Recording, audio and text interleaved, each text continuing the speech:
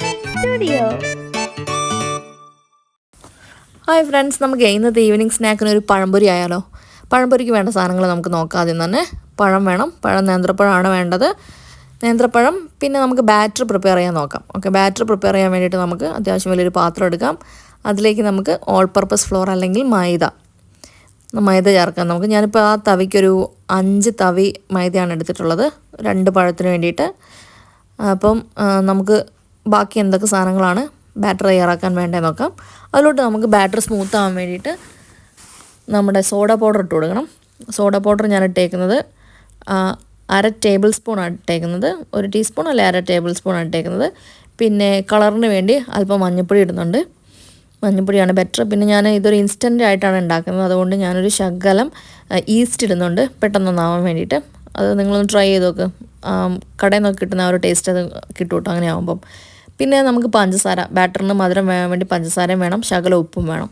അപ്പോൾ അത് രണ്ടും കൂടി ഇട്ടിട്ട് നമുക്കൊന്ന് പൗഡർ മിക്സ് ചെയ്ത് കൊടുക്കാം. എന്നിട്ട് ആവശ്യത്തിന് വെള്ളം ചേർത്ത് നമുക്ക് ബാറ്റർ നന്നായിട്ട് മിക്സ് ചെയ്തെടുക്കാം. ബാറ്റർ ഭയങ്കര ലൂസായി പോവുകയും ചെയ്യരുത്, ഒത്തിരി ടൈറ്റ് ആവുകയും ചെയ്യരുത്. നമുക്ക് ബാറ്ററിൻ്റെ ഒരു കൺസിസ്റ്റൻസി ഞാൻ കാണിച്ചു തരാം. ഇതിപ്പോൾ ഏകദേശം ഞാൻ ബാറ്റർ പ്രിപ്പയർ ചെയ്തിട്ടതേ ആയിട്ടുണ്ട്. നമ്മളിങ്ങനെ ഇളക്കുമ്പോൾ കണ്ടില്ലേ, സ്മൂത്തായിട്ട് നമുക്ക് ഇളകി പോകാനുള്ളൊരു സാഹചര്യം ബാറ്ററിന് കൊടുക്കണം.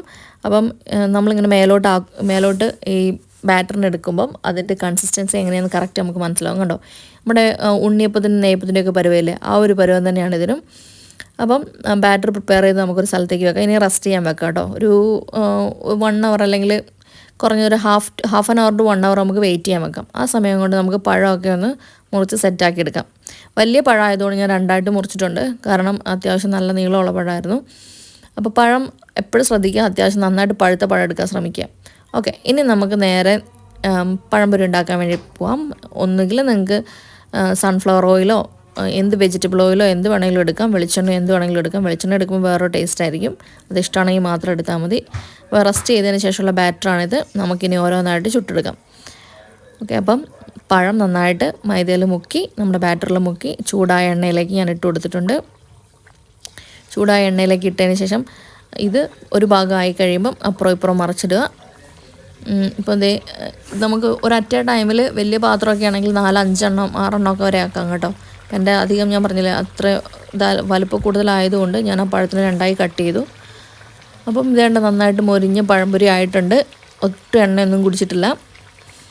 നമുക്കൊരു പാത്രത്തിലോട്ട് മാറ്റാം. ഓക്കെ, പാത്രത്തിലോട്ട് മാറ്റി വെക്കാം. എനിക്കൊരു അബദ്ധം പറ്റിപ്പോൾ, എനിക്ക് ഫൈനൽ വീഡിയോ എടുക്കാൻ പറ്റില്ല പഴംപൊരിയുടെ. അപ്പോഴേക്ക് പഴംപൊരി ഓരോരുത്തർ എടുത്തുകൊണ്ട് പോയി കഴിപ്പ് തുടങ്ങിയതുകൊണ്ട് ഫൈനൽ വീഡിയോ എടുക്കാൻ പറ്റില്ല. ഇതാണ് എനിക്ക് പഴംപൊരിയുടെ ഫൈനൽ വീഡിയോ ആയിട്ട് കിട്ടിയിട്ടുള്ള ഒരെണ്ണം കേട്ടോ.